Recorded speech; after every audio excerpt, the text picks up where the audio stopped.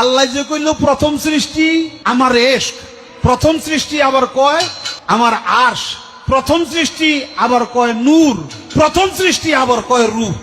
আল্লাহ এক মুখে যে এত কথা কয়, আল্লাহর মুখ কয়টা?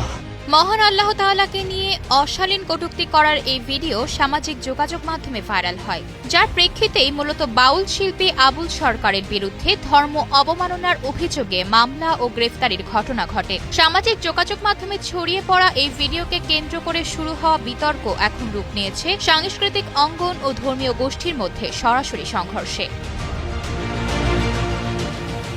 মূলত গত ৪ নভেম্বর চাবড়া এলাকায় অনুষ্ঠিত একটি পালা গানের আসরে আবুল সরকার সঙ্গীত পরিবেশন করছিলেন। পরে সেই পরিবেশনার কিছু অংশ সামাজিক যোগাযোগ মাধ্যমে ভাইরাল হয়, যেখানে তার বক্তব্যকে মহান আল্লাহ তাআলাকে নিয়ে অশালীন কটূক্তি হিসেবে আখ্যায়িত করে প্রতিবাদ জানায় স্থানীয় আলেম ওলামা ও তৌহিদি জনতা। এরই প্রেক্ষিতে মানববন্ধন ও বিক্ষোভ সংঘটিত হয় এবং তার সর্বোচ্চ শাস্তির দাবিতে স্লোগান ওঠে। এরই মধ্যে বুধবার রাতে মাদারীপুরের রাজৈব এলাকার একটি গানের অনুষ্ঠান থেকে পুলিশ আবুল সরকারকে আটক করে।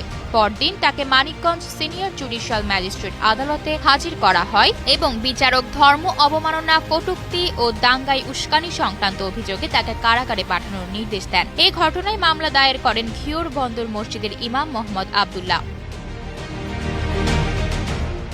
তবে আবুল সরকারের ভক্ত ও শিষ্যরা দাবি করেছেন, পালা গানের পুরো ভিডিও না দেখিয়ে একটি নির্দিষ্ট অংশ কেটে বিভ্রান্তিকরভাবে উপস্থাপন করে পরিস্থিতিকে ঘোলা করা হচ্ছে। তাদের ভাষ্য অনুযায়ী পালা শুরুর আগেই সম্ভাব্য ভুলের জন্য ক্ষমা চেয়ে নেওয়া হয়েছিল এবং উদ্দেশ্যমূলক প্রচারণার মাধ্যমে তাকে এখন হেয় করা হচ্ছে। বিশিষ্ট সংস্কৃতিবিদরা মনে করছেন, এই ঘটনা কেবল একজন শিল্পীর বিরুদ্ধে অভিযোগই নয়, বরং এটি বাউল সাধনার ধারার উপর চলমান চাপেরই বহিঃপ্রকাশ। এমনকি তারা বলছেন, সাম্প্রতিক সময়ে মসজিদ ভাঙা ও গানের আসর বন্ধের মতো ঘটনা ক্রমেই বেড়ে চলেছে, যা দেশের সাংস্কৃতিক অঙ্গনকে হুমকির মুখে ফেলছে।